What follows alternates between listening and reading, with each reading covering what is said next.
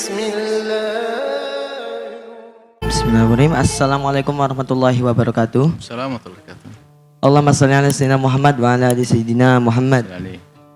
Mohon maaf Buya izin bertanya dan mohon maaf bila saya sering bertanya.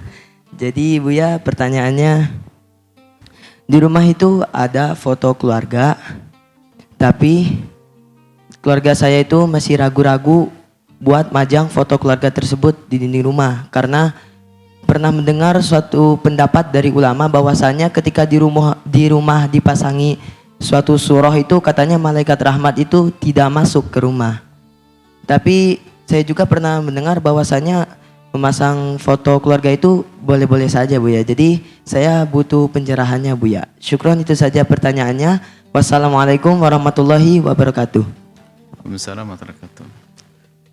Betul bahwa memajang foto menjadikan malaikat rahmat, memajang gambar bukan foto, bahasanya surah bukan foto. Memajang gambar menjadikan malaikat rahmat tidak masuk, tapi gambar yang diharamkan. Nah, nanti masuk pembahasan gambar. Surah itu ada 5 model.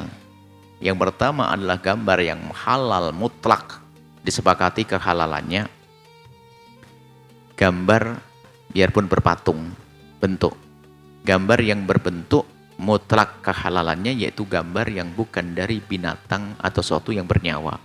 Patung pohon korma, patung pohon pisang, patung pohon ini itu mutlak halal. Dan tidak menjadikan malaikat pergi dari tempat kita. Yang kedua adalah gambar yang mutlak haram, nggak bisa ditawar lagi, yaitu gambar dari sesuatu yang bernyawa, yang berbentuk, bahasa lain patung dan sejenisnya. Nah ini, itulah yang menjadikan malaikat rahmat tidak masuk ke rumah kita, yang haram mutlak tadi. Kemudian yang kedua adalah, yang ketiga, khilaf di antara para a'immah, yaitu gambar dari sesuatu yang bernyawa tapi tidak berbentuk. Lukisan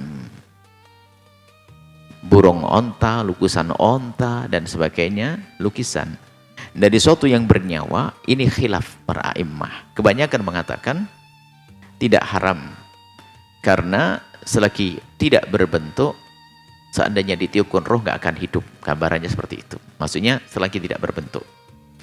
Biarpun dalam hal ini ada ulama yang mengharamkan, kita hargai yang mengharamkan. Khususnya kalau salah ulama dari India itu sebagian dari mereka keras dalam hal ini. Tentunya ada sebab kenapa mereka keras. Karena agama di sana kan agama dari Hindu dan Buddha yang mereka punya sesembahan yang berbeda dan kita tidak boleh mencaci dan mengolok.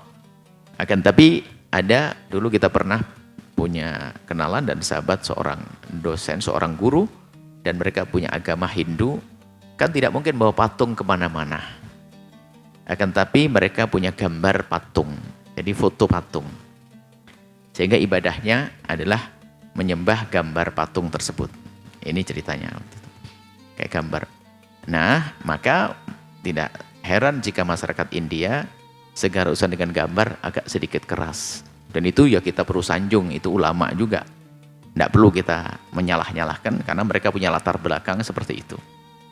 Nah, tapi kebanyakan ulama mengatakan selagi gambar itu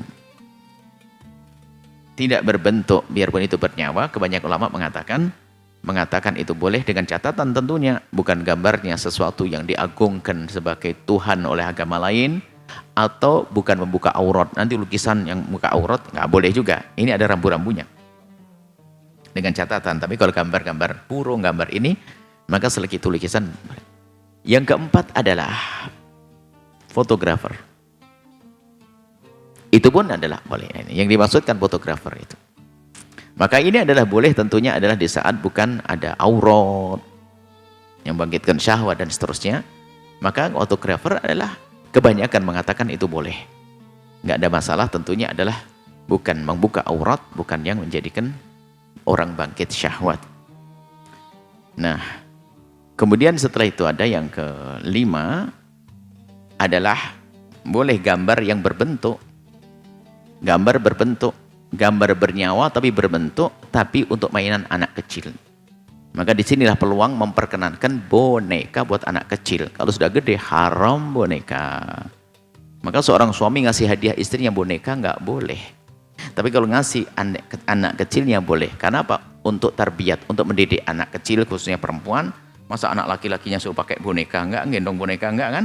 Biasanya anak perempuan gendong boneka untuk melatih kemandirian nanti di saat menjadi ibu-ibu.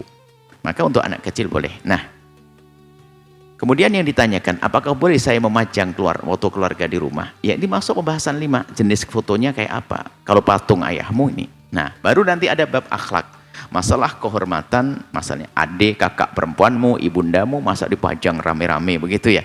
Ini adalah masalah akhlak. Masalah kemuliaan diri.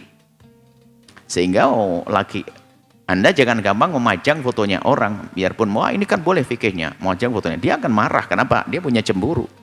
Tidak ingin istrinya dipamerkan. Tidak ingin anak putrinya dipamerkan. Ada sebagian orang yang punya kebiasaan mulia, tidak memajang anak perempuannya fotonya, tidak memajang istrinya. Ini adalah hak, kecuali di ruang dalam, yang biasanya untuk keluarga saja. Bukan dipajang di luar rumah. Nah, tinggal golongan kita ini golongan yang mana? Kalau golongan di keluarga kita adalah keluarga yang biasa-biasa, ya itu juga biasa. Akan tapi ada sebagian orang yang tidak mau dengan itu. Jangan dong, masa anak perempuanku aku pajang dilihat oleh banyak orang nanti. Wah, ini sah. Itu masalah kemuliaan keluarga. Maka alangkah baiknya foto keluarga tentunya jika itu ada anak perempuannya, istrinya, bukan dipajang yang bakal dilihat oleh semua orang. Mungkin di kamarnya untuk keindahan. Ada foto kenangan, pengantin, waktu umroh dan sebagainya, jangan dipajang di luar. Maka Anda sebagai wanita muslimah, coba foto Anda dipandang gede-gede di alun-alun sana, malu dong. Nah, kok bisa? Nah, dan memang begitulah wanita, memang semakin wanita akan diberi oleh Allah rasa malu. Makanya kita jangan suka mengobrol perempuan. Perempuan kemuliaannya di dalam rasa malunya seperti itu. Tapi kalau ada di rumah seseorang memajang foto istrinya dan anaknya dengan catatan masih menutup aurat, ya kita tidak perlu keras-keras. Nggak perlu keras, oh ini haram dan memang keharaman tidak mudah. Untuk mengatakan haram itu harus ada judulnya dong, babnya. Kenapa dikatakan haram? Kalau bertentangan dengan tradisi kemuliaan di sebagian masyarakat sah. Tapi mengatakan haram tidak. Kalau bertentangan dengan tradisi kemuliaan, keluargamu keluarga bagaimana? Ini kalau memang masalah malaikat sudah jelas urusan malaikat tadi. Malaikat tidak akan masuk di patung gambar yang berbentuk yang mutlak keharamannya tadi.